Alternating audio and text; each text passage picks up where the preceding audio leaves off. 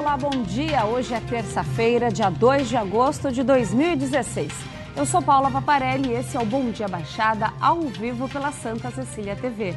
Recebemos em nossos estúdios o coordenador das Oficinas Culturais de São Paulo, Raul Cristiano, e o chefe de departamento da Secretaria de Cultura de São Vicente, Lincoln Espada. Vamos às notícias do dia. Líderes de partidos da base aliada do governo no Congresso Nacional discutiram nesta segunda-feira a proposta de renegociação da dívida dos estados com a União. O projeto de lei complementar, que foi debatido com governantes, foi incluído na pauta de votação da Câmara em regime de urgência e deve ser votado hoje. Um dos pontos do acordo foi o envio de uma proposta que limita o aumento dos gastos públicos estaduais. Na proposta está incluída a restrição de reajustes para servidores, o que gerou protesto de integrantes de vários sindicatos em Brasília. Primeiramente, eu agradeço aqui, Raul Cristiano, obrigado pela sua presença, por ter aceitado mais uma vez nosso convite. A gente recebe com muito carinho, assim como o Lincoln. Obrigado pela sua participação aqui no programa. A gente sempre abre o programa falando sobre economia, sobre política nacional. E de acordo com essas informações aí, eu já pergunto para vocês, com a crise que o país enfrenta, já era esperado cortes como esse, Raul? Olha, com certeza, porque é melhor estabelecer uma regra que seja geral, que dê uma margem de planejamento aos governadores e prefeitos, não é? Os prefeitos estão chegando ao final do mandato e o que se verifica é que as contas não fecham desde já, não conseguem pagar os contratos com fornecedores, há atrasos em benefícios aos servidores e com isso nós temos aí uma imagem de caos sendo verificada, especialmente nos municípios aqui da Baixada Santista. Então, o lixo que não é coletado, a escola que não começa a aula, as aulas não começam porque os serviços não estão, as escolas não estão limpas, não há merenda, ou então os hospitais estão fechando, o número de médicos reduzindo. Então, tudo isso em função dessa crise, né? Que lá atrás dizia-se que era uma marolinha, mas o que nós estamos vendo é que ela é cruel e aí a necessidade de que pensemos melhor aí em quem vamos votar para ver se temos, além da competência dos escolhidos, se haverá uma reação do país. Eu acho que as medidas econômicas que estão sendo adotadas tendem a melhorar, a recuperar a arrecadação do país e para que a gente possa andar para frente. Concorda, Lincoln, uma situação como essa já era esperada? Na sua opinião? As palavras do Raul, né? Creio que aí acaba sendo aí outras formas de incentivo, né? Como, por exemplo, essa renegociação aí das dívidas que pode aí facilitar a vida do poder público, tanto em nível municipal, estadual, para poder também efetivar a economia do país. Pois é, agora também está se falando aí em aumento de impostos, né, Raul? Acho que a população não vai ficar muito feliz com isso, porque a crise continua. Uma solução que o governo está vendo é essa questão do aumento dos impostos. Eu acho que, você acha que é uma medida acertada do presidente interino, Michel Temer? É uma medida necessária, não é? Ela é feita com os governadores, que você tem verificado que eles já têm dificuldades de levar a maioria dos programas nos estados. São Paulo, que é um estado rico, o maior estado e mais importante da federação, já tem sofrido o impacto vem sofrendo o impacto da crise econômica, né? Você vê os cortes em vários setores e você vê também alguns projetos que são retardados de início, né? Acho que o importante, Paula, é que nesse momento, além da visão do presidente interino Michel Temer com os estados, e aí vai ter uma ação do estado em relação aos municípios, embora boa parte da dívida dos municípios é muito mais com fornecedores, com servidores. Por exemplo, São Vicente não paga o salário há mais de 5 meses dos servidores lá da prefeitura, não é? Os benefícios lá na prefeitura de Cubatão não acontecem, os funcionários estão desesperados. Então, alguma coisa precisava ser feita, não é? E aí é importante que o presidente interino conta com o apoio do Congresso Nacional, né? Eu acho que essa ação dos líderes sindicais em defesa das garantias de salários e aumentos para os servidores públicos, que é uma das medidas que serão congeladas aí. Eu acho que é natural que os sindicatos façam esse papel, mas a gente sabe que é impossível. Hoje as pessoas estão fazendo um elenco, priorizando quais são as contas que vão pagar, né? Paga os serviços essenciais e o resto está tudo no vermelho. E esses impostos, eles vão acabar caindo em cima do comerciante ou do munícipe de qualquer forma, sendo repassado. Mas eu acho que também não teria outra saída, mas eu acho que o país, toda vez que pensa em arrecadação, não tem nenhuma ação desenvolvimentista, ou seja, os investimentos na infraestrutura para que possa gerar mais atividade econômica, por isso emprego, não pensa. O que acontece? O país vai pelo caminho mais fácil, então ele tributa mais aquelas coisas que têm uma ação e uma interferência, uma influência direta na vida das pessoas. E aí, para que cobrar mais imposto se ninguém paga os impostos, se ninguém consegue pagar os impostos, ninguém consegue pagar as contas em dia? Então, acho que é esse círculo vicioso que precisa ser rompido. Então, eu não vejo como resolver a crise aumentando o imposto. Acho que nós temos que... então vai ter um enxugamento geral da máquina, vai ter um replanejamento. Então é fundamental que se olhe para os investimentos, que o país volte a crescer. E para o país voltar a crescer, precisa ter investimento em infraestrutura. Então, tudo isso depende de governos mais comprometidos com o futuro do país. E esses gastos, a gente vai acabar resultando em redução também, esses cortes nos gastos vai acabar em redução também na área da cultura e educação. Não tem como, Lincoln? Não tem como, dentro desse caso aí vai se valer dos incentivos da qual se tem, né? Dentro do orçamento aí do plano federal, se eu não me engano, a pasta da cultura é menos de 1%, ou até menos de 0,5% quando vai sendo colocado. E já desde, né, quando a Dilma foi eleita, já desde cortes aí na média de 20%, 30% já vinha semestralmente, que ocorreria para poder manter esses pagamentos. Com a entrada do presidente interino, da qual não é do meu agrado até, mas a gente observa com bons olhos, né, o compromisso que ele tem de poder pagar as dívidas dos prêmios, dos editais que estavam congelados nos outros anos. Era uma situação em que o artista tinha pleiteado ali num concurso, né, uma premiação federal para produzir sua obra em 2014, em 2015 não recebeu. Talvez agora em 2016 ele consiga ter esse estímulo justamente num aspecto, né, de desenvolvimento para o mercado cultural.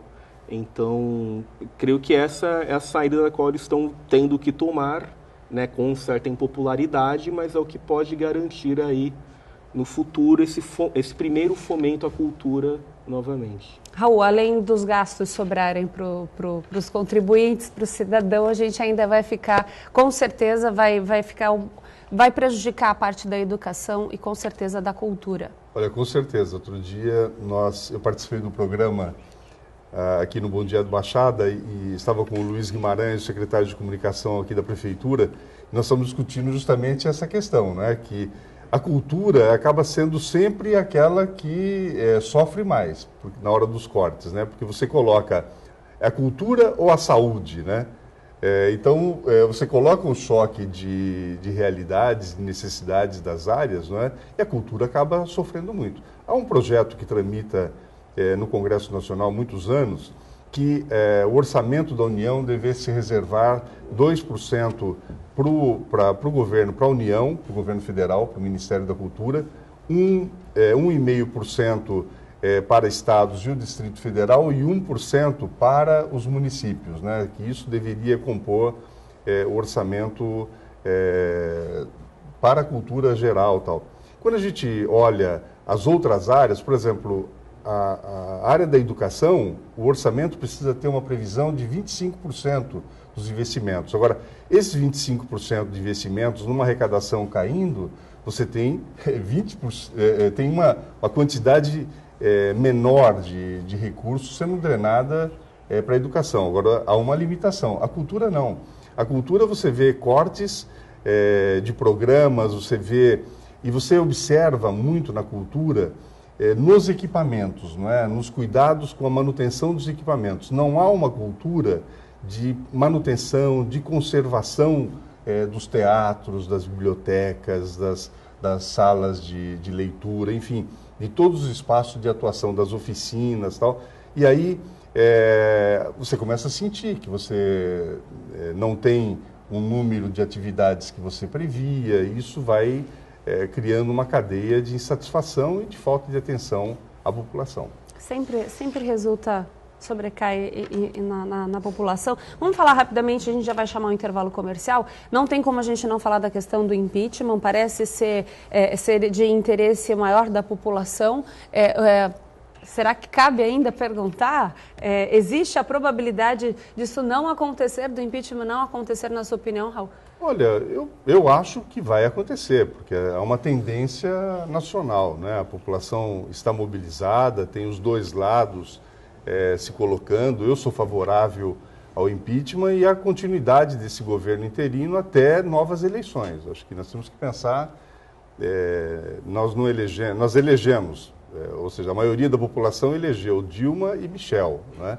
Michel Temer, ele tem uma vantagem, que ele consegue uma articulação e o apoio do Congresso Nacional para realizar essas reformas que estão sendo colocadas e tranquilizar a economia de uma certa forma. Apesar da crise, você vê que os setores estão tranquilos. Outra coisa, há muitos anos não se via a direção das estatais nas mãos de pessoas muito sérias. Então, são pessoas que nunca tiveram uma mancha no seu currículo, na sua atividade, e não tem uma ficha corrida, etc. e tal. Agora, eu acho que o que fizeram com o país para chegar nesse nível, né, da Lava Jato, você viu ontem o casal João Santana, que ambos fizeram as campanhas eleitorais do Partido dos Trabalhadores, eles pagaram 31 milhões de fiança, não é?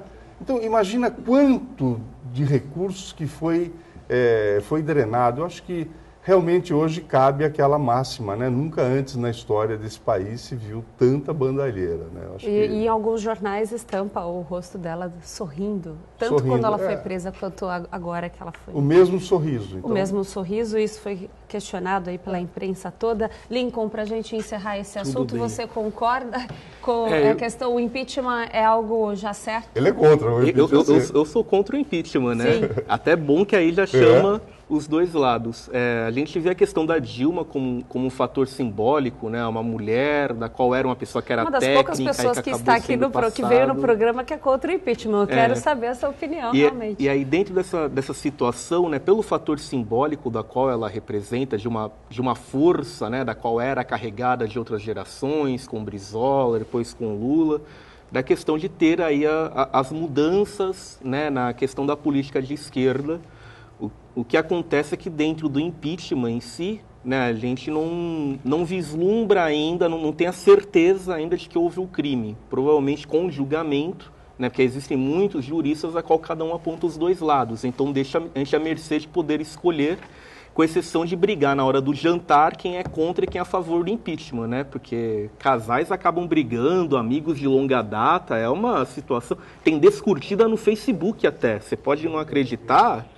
É fogo. E aí, dentro dessa situação toda, é claro que aí, nesse caso, a gente percebe que o governo atual tem muito mais facilidade de poder articular com o Congresso. Então, com muito mais facilidade, ele vai conseguir dar continuidade ao programa da Dilma, porque, apesar das propostas ou dos anúncios que se fazem na mídia, ainda não chegaram os projetos de lei da qual faria com os cortes sociais. O que a gente fica, principalmente da minha geração, é na questão da falta dessas lideranças simbólicas, desses mitos que virão governar o país nas próximas eleições. Então a gente fica contra a questão do fator impeachment, por não saber ainda se houve ou não um crime, mas pelo fator simbólico de não demonizar a presidenta, de saber que houve uma gestão que foi corrompida sim, houve uma gestão que não fez as reformas necessárias, né, que ela acabou ali dentro da equipe dela, como na própria equipe do Temer, tem muitos ali que ainda são investigados. Você é contra o impeachment, mas você acredita que é o que vai acabar acontecendo? Que é o que vai acabar acontecendo, não tem nem dúvida com isso. Mas, de primeiro modo, acho que seria interessante poder fazer um plebiscito de novas eleições, para ver até que ponto a população referende essa opção, né, do Michel Temer de continuar. Mas daí é um outro debate, vai ficar... Vou chamar o intervalo comercial. Você é a favor do novo plebiscito, Raul? Eu acho que nós temos que completar esse mandato, não é? E realizar novas eleições em 2018. Acredita. Bom, 2018. Ok, vamos para um rápido intervalo. O programa tá bom. Você continue com a gente. Voltamos já já. Voltamos com o Bom Dia Baixada. O ministro da Educação, Mendonça Filho do DEM, anunciou na manhã desta segunda-feira, em reunião em Recife, um pacote de investimento de mais de 171 milhões de reais para obras no setor em todo o país. O ministro informou ainda que a liberação é imediata e os recursos seriam repassados ainda ontem. Entre as obras beneficiadas estão a construção, ampliação e reforma de escolas, creches e quadras esportivas. Estamos falando aqui da cobrança de impostos, tudo, mas isso aí é visto com bons olhos, concorda, Lincoln? A questão de investimento, sim, né? Depois você vai poder ver como que vai sanear aí a economia pública, né? Se vai acabar sendo na questão de impostos ou de redução da máquina ou de redução da dívida, né? De auditoria, do que eles vão poder estimular. Mas a gente crê que deve ser por esse quesito aí na questão, pelo menos no segmento educacional, que é onde está o ministro hoje. A educação é sempre, eu acho que é uma saída, a gente precisa investir na parte de educação e cultura, mas a gente sabe que são setores que acabam com qualquer tipo de crise, resulta também em cortes para esses setores. Mas tem uma pergunta que eu quero fazer para você, em relação a essa gestão provisória do Temer para o desenvolvimento cultural da Baixada Santista. Como é que você vê isso? Então, eu, particularmente, né, não posso dar opinião nem enquanto Secretaria da Cultura, nem questão ao próprio movimento cultural, mas acabo vendo com bons olhos a figura do Marcelo Caleiro, que é o ministro. Né? Tem aí uma questão de exonerações de equipe, da qual acho que é uma transição natural de quem se nomeia e quem se exonera.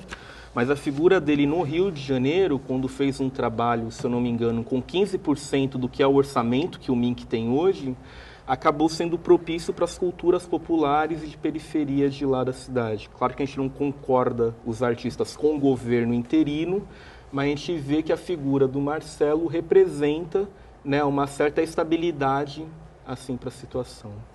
Concorda, Raul?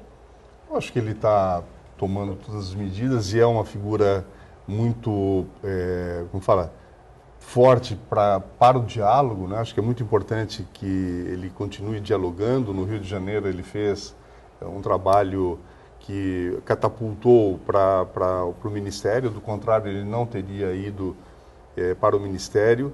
Agora, a relação do Ministério da Cultura com a nossa região, isso por enquanto é muito relativa, porque nós fizemos a adesão, eu quando fui secretário de Cultura aqui em Santos, em 2013, nós fizemos a adesão ao Plano Nacional de Cultura, ao Sistema Nacional de Cultura, e nós tínhamos aí algumas ações que deveriam ser adotadas. O Lincoln mesmo coordenou um trabalho importantíssimo no Conselho Municipal de Cultura de Santos, que é o Plano Municipal de Cultura, que foi aprovado por todos os segmentos que participam no Conselho Municipal de Cultura de Santos, e agora uma projeção de atividades e de ações para os próximos 10 anos vai para a Câmara Municipal. Então é muito importante, depois de toda essa discussão na base, as reuniões que foram setoriais e também foram em vários lugares da cidade, da região aqui de Santos, não é? Outros municípios da região também já fizeram essa lição de casa para corresponder com as necessidades do Sistema Nacional de Cultura.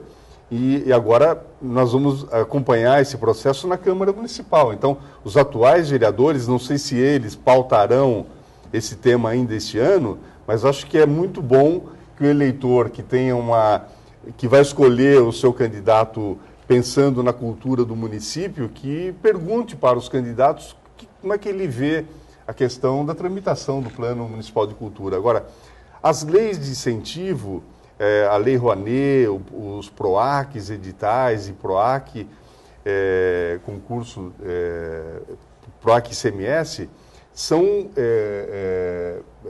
programas de incentivo à cultura importantes. Por exemplo, nós temos em Santos o Faculte, que é o Fundo de Assistência à Cultura, que vai premiar 30 projetos este ano ainda, não é? Premiou hoje. Premiou hoje? Hoje no DO. Olha, uma notícia quentíssima, nada está ao lado de alguém que sabe das coisas aqui do Lincoln, né? Então são 30 projetos de R$12 mil cada um. Exato. E nós temos uma outra notícia também hoje no jornal, que é uma notícia importante, que em Cubatão, aquele trabalho Vara de Pescar, que tem uma parceria com a Petrobras, selecionou 4 projetos que receberão também, cada um R$10 mil. Então, eu acho que com o Ministério definindo um horizonte de gestão, aí nós vamos estabelecer uma conexão maior. E o Calera é um cara que dá para conversar, sim, né?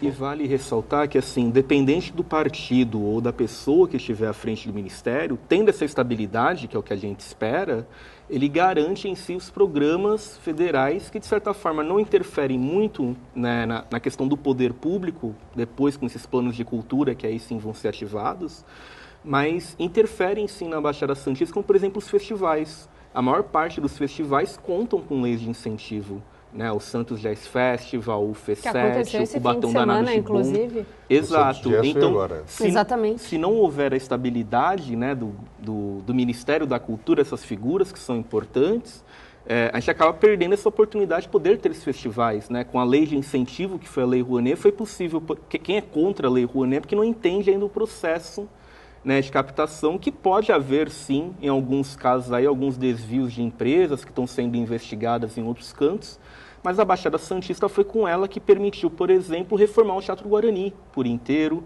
foi que permitiu poder ter a Escola de Teatro de Artes Cênicas, a primeira escola pública da região, que tem dezenas, centenas de alunos. O Raul estava coordenando, enquanto secretário da Cultura, esse trabalho. O governo federal está implantando 4 unidades, que são centros unificados de esporte e artes, tanto em São Vicente, Santos, Cubatão e Itanhaém. Então, são verbas significativas. O Museu Pelé foi todo revitalizado via essa lei de incentivo. Né, podem fazer aí tanto o PROAC quanto a Lei Rouanet também. Sim, podem fazer as reclamações, enquanto mais o espaço foi por uma boa causa, né? A revitalização do patrimônio. Aconteceu, sim, precisava acontecer. Então, essa estabilidade é o que acaba permitindo que se garanta com que hajam outras obras, outros programas, outros festivais, editais.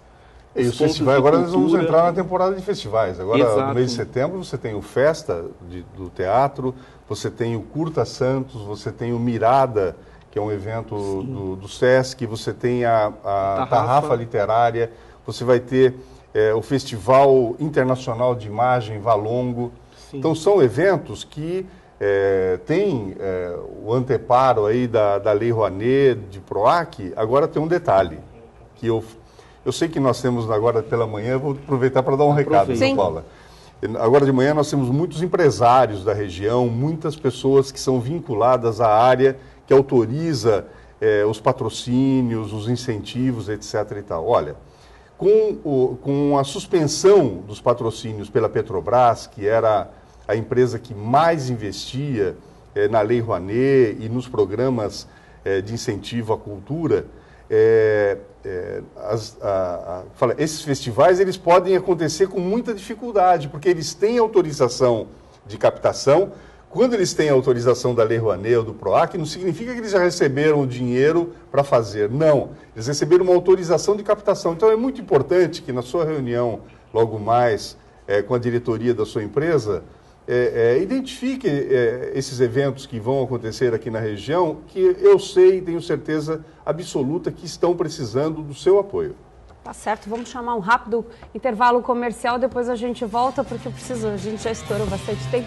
Vamos para o rápido intervalo comercial, a gente volta com esse assunto aqui no próximo bloco. Bom Dia Baixada, volta já. Voltamos com o Bom Dia Baixada. O Instituto do Coração, o INCOR, superou a marca de 1.000 transplantes, segundo dados computados desde 1985. Isso corresponde a 40% das cirurgias de coração realizadas no estado de São Paulo e 37% das realizadas no Brasil, o que torna a instituição um dos 7 maiores centros de transplante cardíaco do mundo. De acordo com o cardiologista Roberto Calil Filho, presidente do Conselho Diretor do INCOR, caso houvesse mais doadores de órgãos no Brasil, o Instituto poderia fazer ainda mais cirurgias desse tipo. Uma informação importante, né? Sobre saúde, né, Rô? Mas uma informação fundamental. Saúde com um hospital que é público, não é? Um hospital de referência. Eu me lembro que em 2000, não é? Eu tive um infarto e eu trabalhava em Brasília. E naquela ocasião, o melhor hospital era o aeroporto de Brasília para São Paulo, né? E eu vim e fui bem atendido no INCOR. Eu acho que o INCOR é um hospital que merece todo o apoio, porque ele é de São Paulo, mas ele atende a todo o Brasil. Então, eu acho que essas palavras do Dr. Roberto Calil são muito importantes. A saúde precisa ter uma atenção maior, ela é muito mais complexa. E aí, quando eu vejo, às vezes, uma notícia de alguém roubando dinheiro da saúde, dá uma coisa, né? A gente fica muito preocupado com isso. E uma informação importante, né? Pertence à USP, ou seja, a gente volta para a questão de educação. É a saúde, mas envolve também a área da educação. Claro. Totalmente. Porque é um hospital referência, né? Você tem ali uma associação, tanto o INCOR quanto o Hospital das Clínicas, que é uma referência internacional, né? Sim, vamos voltar para a parte de educação. No último bloco nós falamos sobre o Plano Municipal de Cultura. Você participou disso, Lincoln? Queria que você desse sua opinião. A gente participou de 2 processos, tanto em São Vicente, né, onde eu estava nessa coordenação, e depois, aí quando encerrou em 2015, se tornou lei lá o plano, a gente acabei sendo convidado para o núcleo executivo do Plano Municipal de Cultura de Santos, que tinha sido startado, de certa forma, pelo Raul, com a questão da adesão ao sistema. O plano em si ele é uma lei, né, da qual tem uma validade de 10 anos, esse plano, da qual ele coloca com que tudo o que o poder público, junto com a comunidade artística, junto com a população como um todo, pode definir como diretrizes e ações ao longo da década. Então, esse processo em São Vicente e Santos juntos, foram mais de 500 pessoas ouvidas. Cada uma das cidades tem em torno de 20 metas estabelecidas, né, para que o poder público siga, e são quase 200 ações em cada um desses planos. Então, assim, é um trabalho que é árduo, mas é um trabalho que serve de guia para que os próximos secretários de cultura de cada cidade possam se nortear para estabelecer suas plataformas de governo, suas ações, suas produções. A grosso modo, um roteiro. Exato. Assim. E é um roteiro muito bem detalhado, porque ele vem com a especificidade de cada um dos setores. Então, por exemplo, aqui em São Vicente, um dos problemas maiores que tinham era a questão de que a produção cultural precisa ser baseada em editais, geralmente do PROAC, do governo do estado, para poder sobreviver, né, para poder ocorrer. A partir do plano de lei foi criada, então, a lei da bilheteria, que onde os espaços culturais, os artistas da cidade podem estar aí também cobrando, né, os pequenos ingressos, né, a preços populares, para poderem manter suas produções ou dar um pequeno estímulo às suas produções. Essa lei já existe em Santos. Então, em Santos, são outras demandas que eles colocam, a ampliação do faculte, descentralização de equipamentos, como é no caso de Santos também, e na questão de criação de editais, né? Em São Vicente são editais ainda específicos e são editais gerais, quer dizer, e muitas vezes vindo também com grande verba de dotação orçamentária da própria prefeitura. Na questão de Santos, há aí uma possibilidade de poder haver doações de empresários, doações de outras instituições, de repasses, e ser autossustentável sua própria bilheteria como para poder fazer editais mais específicos para artes cênicas, artes plásticas, audiovisual e assim por diante. É um grande roteiro. A gente já vai falar também desse plano estadual que o Raul participou, mas antes, já que você deu gancho para algumas situações de São Vicente, eu queria saber como é que está. A Prefeitura de São Vicente está passando por uma crise, além da crise nacional, sim, uma crise muito séria, assim como a cidade de Cubatão também. E aí eu queria saber, a sua secretaria, como é que você está encarando, como é que você está fazendo para tentar contornar essa crise que assola São Vicente e Lincoln? Foi como o Raul falou, é a questão de pensar em ações desenvolvimentistas e pensar com criatividade, porque há poucos recursos, né? A Secretaria, nos outros anos, né, acabava tendo uma preocupação muito grande com a questão de festivais, com a questão de produção para valorizar os artistas. E hoje em dia a gente está fazendo... Até mesmo em relação à encenação de São Vicente, Sim, que é um também. dos eventos mais importantes que acontece na cidade no começo do ano, né? Este ano não acabou ocorrendo, não sei como será no próximo ano com essa transição de governo, mas aí o que a gente consegue fazer hoje, por exemplo, com as bilheterias, a gente já tem uma agenda bem maior, né, das atividades nesses espaços que a gente tem, tanto no centro quanto no Cachapuã. Claro que há também uma questão, né, uma dupla questão, que uma preservação e manutenção dos equipamentos. Então, durante essa gestão, a gente conseguiu reabrir as oficinas culturais num local melhor adequado, com acessibilidade, com um aluguel mais baixo, até menos ONU, a prefeitura. A gente conseguiu poder revitalizar o Parque Cultural da Vila de São Vicente, trazendo artesanato, teatro, ocupação de ensaios e produções. Conseguimos agora poder abrir, estamos aí nas obras do Cine 3D e do Céu das Artes, e também reabrimos, depois de 10 anos, o antigo Museu do Escravo, que virou a Casa da Cultura Afro.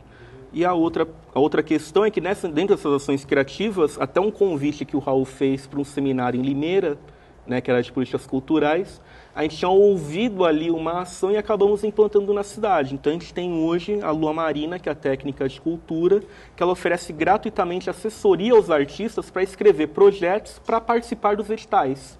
Hoje, em 2 semanas, ela está atendendo 10 pessoas já, 10 grupos artísticos, já estão até motivados para se inscrever no PROAC e, se aprovados, trazerem mais recursos para a cidade. Você acredita que, por exemplo, a encenação ela era uma forma de incentivo a esses tipos de artistas, até mesmo da população participar ainda mais de eventos culturais, porque a encenação, a população participa ativamente, né? Então, eventos como esse da encenação só faz com que a população participe ainda mais, levando o público também para outras oficinas, outras ações envolvendo a Secretaria. Exato. A encenação ela tinha uma finalidade, além de histórica, né, da qual se comenta sobre a história da cidade, até uma finalidade até mesmo cidadã, né, porque são muitas famílias, né, não sei se vocês chegaram a acompanhar alguma vez um ensaio de uma encenação, são muitas famílias que se reúnem, geralmente em situação de vulnerabilidade.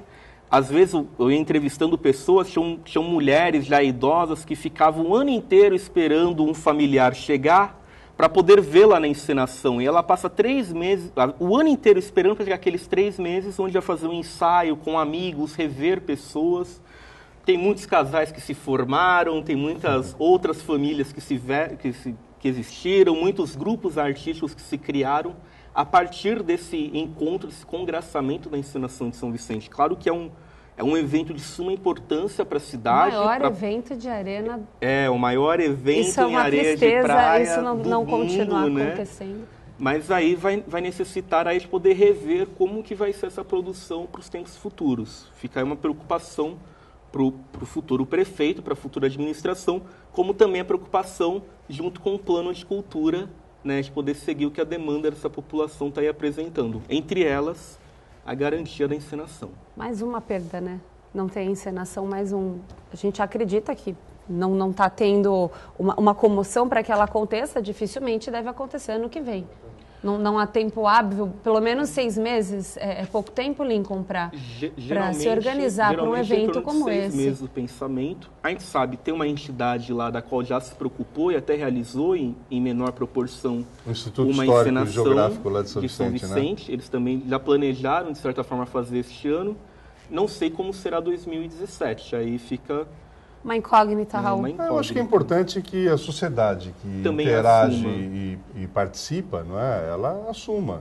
O poder público ele precisa criar as condições para que as coisas aconteçam, né? Ou investindo diretamente no artista, nos grupos culturais e nas atividades, ou então através das leis de fomento, né, e de incentivo e de patrocínio, você tenha o retorno daqueles que vão ser beneficiados com essas leis, não é? Com as contrapartidas, porque quando você apresenta um projeto de um festival, ou de um programa, ou de elaboração de um livro, ou de um filme, de um curta, etc., você tem como contrapartida a realização de oficinas, apresentações, você tem uma circulação cultural. Tudo isso não é nenhum exercício de criatividade, é um exercício de articulação. Acho que cabe à secretaria esse papel de articulação.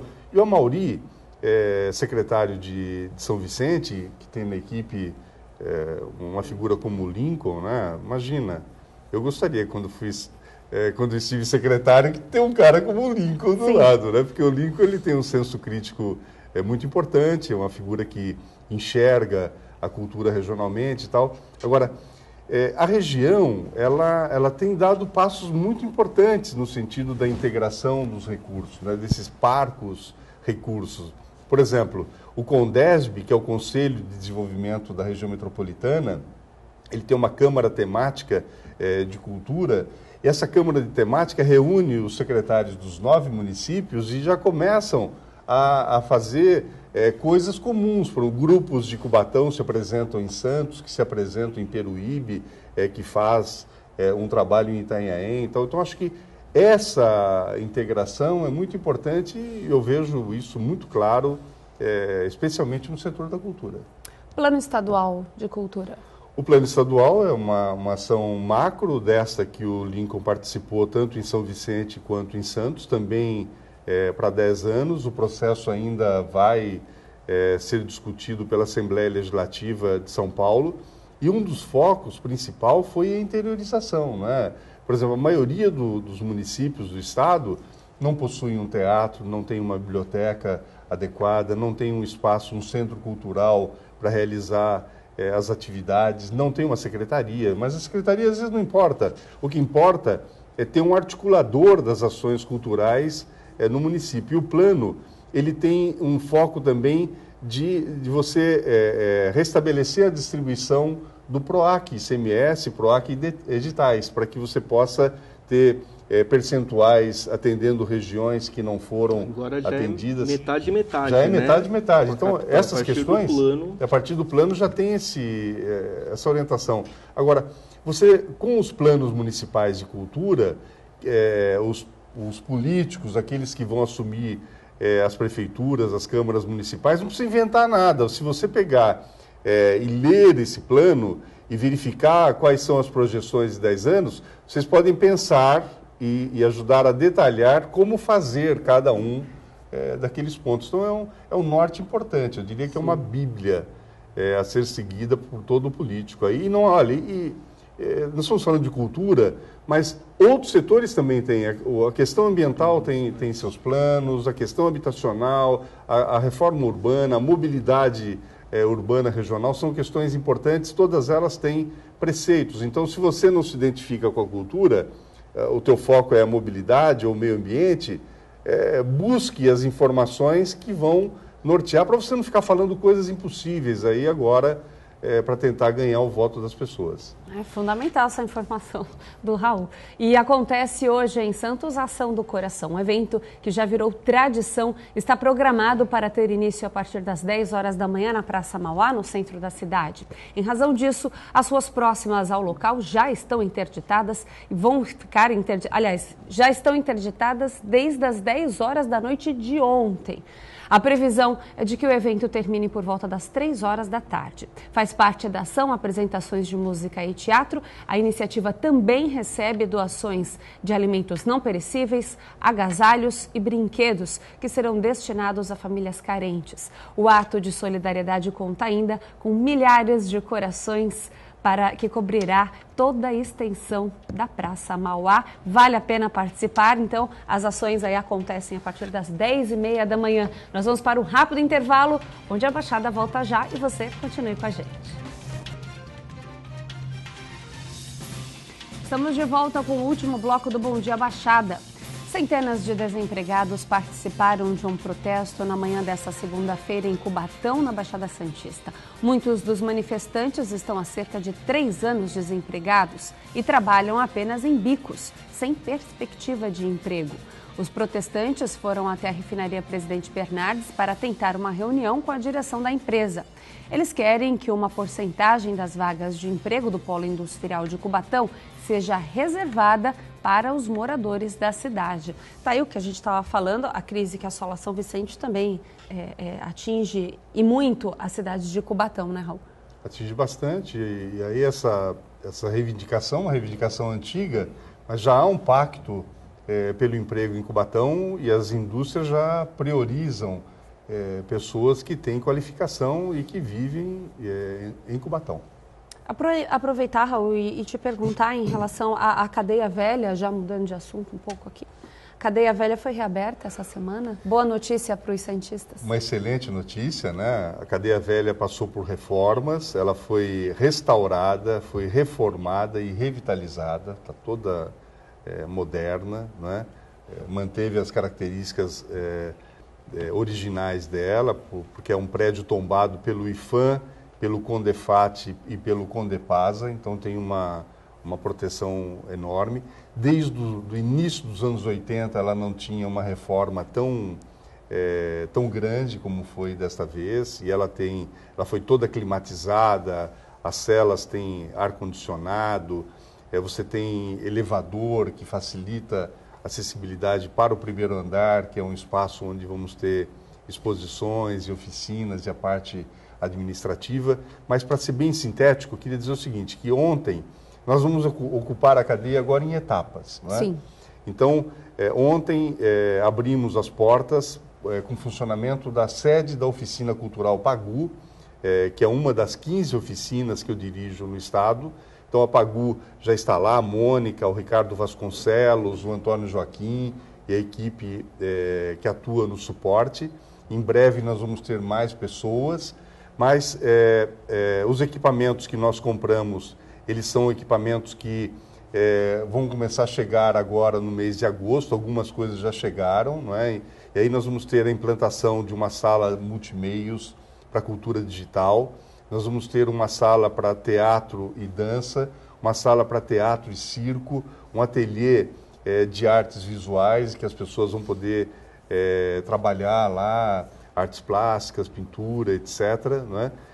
E a ideia é que isso aconteça a partir de setembro. Então, a gente teria o período para instalação e aí, a partir de setembro, funcionaria. Paralelamente, a cadeia já vai receber eventos que são marcantes aqui na região. Por exemplo, o Festival de Teatro no início de setembro, logo na primeira quinzena ainda, o Festival de Teatro Internacional Mirada também acontece lá, o Curta Santos. Eventos importantíssimos importantíssimo para a região, da cidade de Santos. A própria Tarrafa Literária, que tem uma atuação mais restrita no Guarani, também vai ter um diálogo ali com a cadeia. E aí, a Escola de Artes Cênicas que o Lincoln lembrou, a Escola de Artes Cênicas da Prefeitura, que funciona no Teatro Guarani, ela vai também compartilhar o uso da cadeia. O pessoal do teatro de rua, do teatro aberto, da Vila do Teatro também vai ter esse diálogo. Enfim, a cadeia volta com toda a força, abrindo os seus espaços para a cultura. Agora não tenho como deixar de perguntar para você, Lincoln, as metas, a Secult de São Vicente atingiu as principais metas para esse ano? Então, a partir dessa lei, né, do Plano de Cultura que estabelece as metas, ela começou faz 6 meses a entrar em vigor.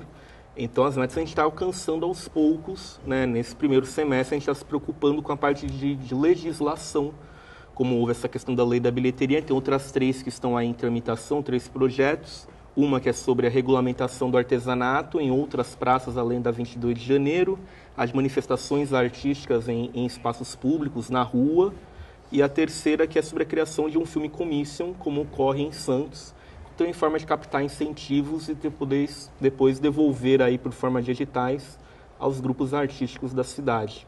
Queria aproveitar, oferecer espaço para você falar dos festivais que vão acontecer em São Vicente, assim como o Raul trouxe também novidades. Da mesma forma que acabou de ocorrer aí em julho o Festival de Quadrilhas Juninas, né, que é típico da cidade, são grupos aí com 40 anos, né, de história, de trajetória.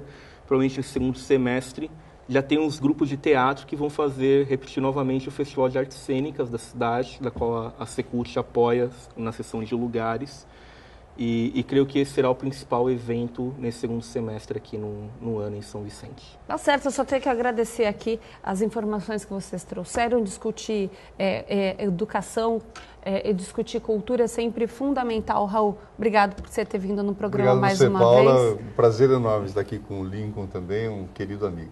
As considerações finais, Lincoln. O mesmo prazer aí de poder estar lado a lado do Raul e aí o convite da Paula, partir aí também do intermédio do chefe de gabinete, do Celso Morgado, que foi quem me indicou para estar presente nessa manhã. Obrigada, Lincoln, pelas suas informações. Obrigado. Um prazer receber você aqui no programa. Raul, obrigada também pelas suas informações. A gente fica por aqui, o Bom Dia Baixada fica por aqui. Uma excelente terça-feira para você. Está começando ainda a semana, tem muita coisa para acontecer. Lembrando que o programa vai ao ar sempre às 8 horas da manhã e tem a reapresentação às 5 horas da tarde. No dia seguinte, o programa de hoje vai estar disponível amanhã através do Santa Portal. A gente se encontra amanhã às 8h05 da manhã. Eu espero você. Até lá!